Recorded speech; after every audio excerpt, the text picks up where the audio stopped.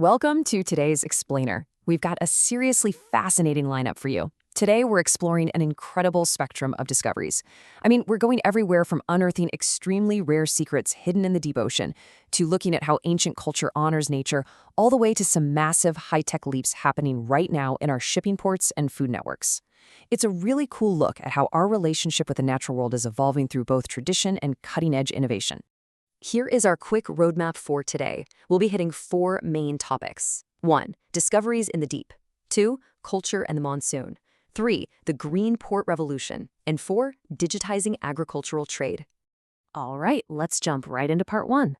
Discoveries in the deep. Uncovering the ocean's secrets. Okay, so picture the deep, dark waters of the Arabian Sea. Recently, scientists down there discovered a fascinating organism, and they named it Aprosteurus drona. But when you think about the incredibly diverse, largely unexplored life in our deep oceans, any guesses on what specific group of organisms this new discovery actually belongs to? Take a second to think about it. Well, if you guessed a cat shark, you hit the nail on the head. Scientists identified this extremely rare deep-sea species, and interestingly enough, researchers noted that it has absolutely zero commercial fisheries value. In a world that's so driven by economics, finding this complex creature that just exists entirely outside of our commercial food chain is kind of humbling, right? It's just out there living its best life, completely far removed from human utility. Commonly known as the Arabian slender calf shark, these guys were found off the Kollam coast of Kerala, specifically hanging around the Sakthi Kolangara harbor and the Waj Bank region. But here is the truly profound part, its evolutionary link. This shark represents a completely distinct lineage, but get this, it's closely related to cat sharks from the Pacific Ocean, as far away as New Zealand. It just goes to show you how deeply connected our global oceans really are, tying these incredibly distant ecosystems together. Now, while some marine life remains wild and untouched, other species are becoming absolutely vital to our future food security. And that brings us to a groundbreaking first in marine agriculture, the farming of the blue swimmer crab, or Portunus reticulatus. So, do you know which institution recently cracked the code on farming this pretty complex species? It was the team at the Chennai-based ICAR Central Institute of Brackish Water Aquaculture, or ICAR-CIBA for short. They successfully demonstrated this farming technology for the very first time in India. And guys, this is a massive milestone. By figuring out viable farming methods for species like this, we're moving so much closer to sustainable aquaculture. That is absolutely crucial for reducing the pressure on our depleting wild ocean stocks, while still, feeding the world. And just to understand the sheer complexity of what they are farming here, look at the crab's biology. They've got these literal paddle-like hind legs built for active swimming, and they're armored with 9 distinct spines along their carapace. Usually you'd find them hiding out in the Palk Bay and the Gulf of Mannar, eating a really specific diet of bivalves, fish, and macroalgae. So being able to replicate that delicate ecosystem and diet in a controlled farm, that's a huge agricultural win. All right, moving right along to Section 2. Culture and the monsoon, tradition meets nature. Let's step out of the water and onto land for a bit. Think about how human societies have historically responded to these powerful natural cycles. For instance, take one of the largest religious gatherings in eastern India, the Ambubachi Mela. Do you happen to know which state plays host to this massive celebration of nature's rhythms? The answer is Assam. Specifically, this takes place at the historic Kamakya Temple, which is a site deeply revered and dedicated to goddess Kamakya. So why is this event so culturally significant? Well, the Ambubachi Mela happens annually in June, right during the monsoon season. It actually marks the annual menstruation period of the goddess, which is a time when the temple remains completely closed for devotees. The temple itself is a major center of tantric Shaktism, but the bigger picture here is that this festival is a beautiful, living symbol of fertility. It really shows this deep-rooted cultural connection to the monsoon arriving and the earth regenerating itself. It's a great reminder that our ancestors were incredibly attuned to the shifting seasons. Shifting gears now to Section 3, the Green Port Revolution, pioneering sustainable maritime development.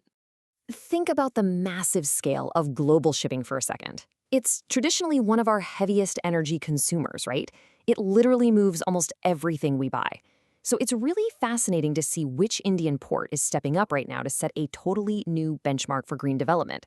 Any ideas on which port is leading the charge? It is the VO Chidambaram Port Authority down in Tamil Nadu. They recently released their first sustainability report, and honestly, the numbers are staggering.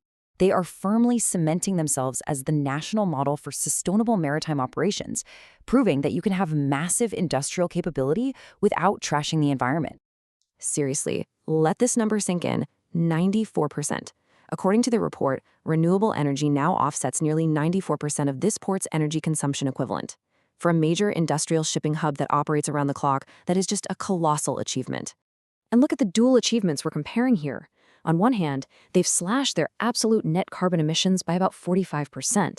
But on the other hand, their carbon intensity, which means the energy required to move every single ton of cargo, has been nearly halved in just 4 years. They are quite literally doing more work with drastically less environmental impact. This place is basically an incubator for sustainable firsts. They commissioned India's very first green hydrogen pilot project at a major port, and they've been officially recognized as a Scope 2 emission-free port. But it isn't just about green energy. They also launched Port GPT, becoming India's first major port to use an enterprise-grade generative AI app. It's a perfect example of sustainability and high-tech moving hand in hand. And finally, that brings us to Section 4, Digitizing Agricultural Trade, Tech-Driven Cooperative Reforms. Let's zoom out from the shipping ports and look at the food we eat every single day. There's a sweeping national initiative right now to digitize agricultural trade, specifically with a brand new portal designed to revolutionize the trading of oilseeds and pulses. Who is behind the newly launched NAFEX e-auction portal? If you guessed NAFED, the National Agricultural Cooperative Marketing Federation of India, you are spot on. They are driving this massive technology reform to bring the traditional agricultural cooperative sector squarely into the digital age.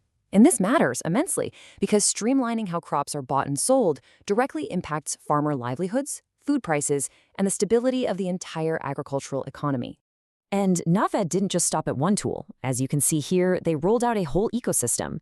There's NAFEX for digital auctions, a new scholarship scheme called NAFED Kalyan, the Drishti portal, which is dedicated to operational transparency, and a comprehensive ERP portal to streamline their back-end operations.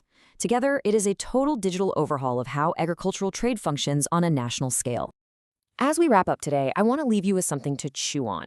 We've journeyed from evolutionary leaps in rare sea life to ancient natural traditions, all the way to AI-driven green ports and digital agriculture. As we continue to merge foundational sectors like farming and maritime trade with cutting-edge AI and digital platforms, how do you think this unprecedented level of connectivity will reshape our global economy over the next decade? It is a giant puzzle, and the pieces are coming together fast. Thank you so much for exploring these concepts with me. Keep questioning, keep learning, and I'll see you in the next explainer.